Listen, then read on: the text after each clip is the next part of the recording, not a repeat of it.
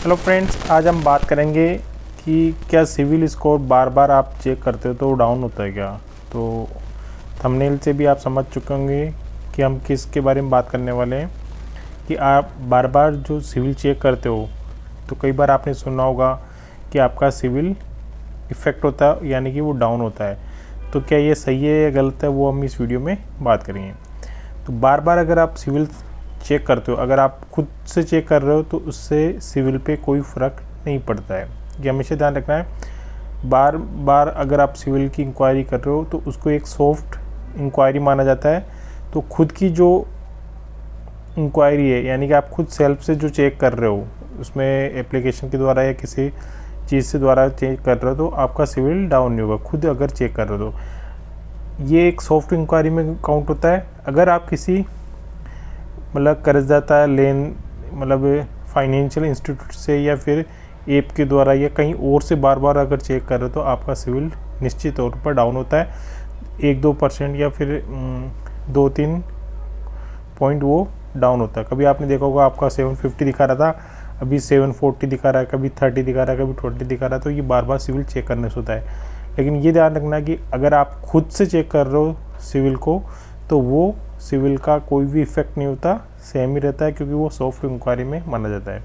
अगर आप hard inquiry कर रहे हो, बार बार अपने लोन से संबंधित या क्रेडिट कार्ड से संबंधित, या बार बार लोन चेक कर रहे हो कहीं पे भी एप्लीकेशन के द्वारा, तो ये गलत होता है। इससे आपकी इंक्वायरी उसमें जनरेट होती है, आपकी सिविल में दिखती है कि आपने कितनी बार इंक्वायरी की, क्रेडिट कार्ड की कितनी बार इंक्वायरी की है, पर्सनल लोन के लिए कितनी की है, होम लोन के लिए कितनी की है। जितनी बार आप इंक्वायरी करते जाओगे आपका वो डेटा अपडेट होता रहेगा कि आपने बैंक से किया है, ये एप्लीकेशन से किया है, या फिर किसी अदर इंस्टीट्यूट से किया है। तो जब भी आप क्लिक करते हो तो सोच समझ के कीजिए, और आपको सिविल बार बार में किसी भी एप्लीकेशन या लोन के लिए कहीं पे भी डिटेल वगैरह शो नहीं करनी है, क्योंकि आप OTP से या फिर किसी को शेयर करते हो डिटेल, वो इंक्वायरी जनरेट होती है। इंक्वायरी जनरेट होने से भी आपका सिविल डाउन होता है।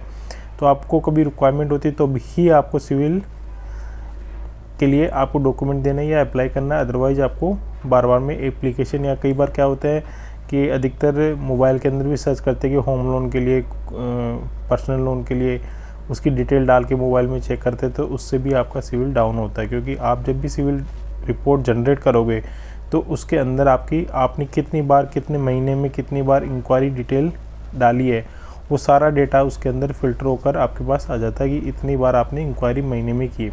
तो ये एक नेगेटिव इफ़ेक्ट होता है। तो सिविल को हमेशा ध्यान रखना है।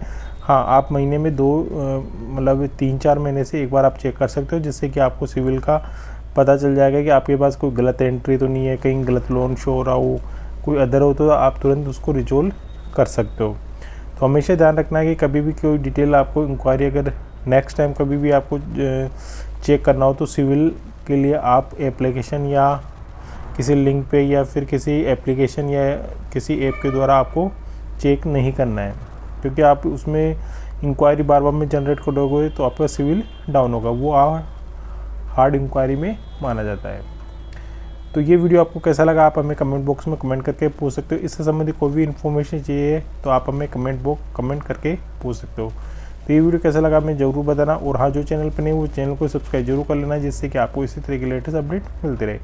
तो आज के लिए इतना ही, धन्यवाद।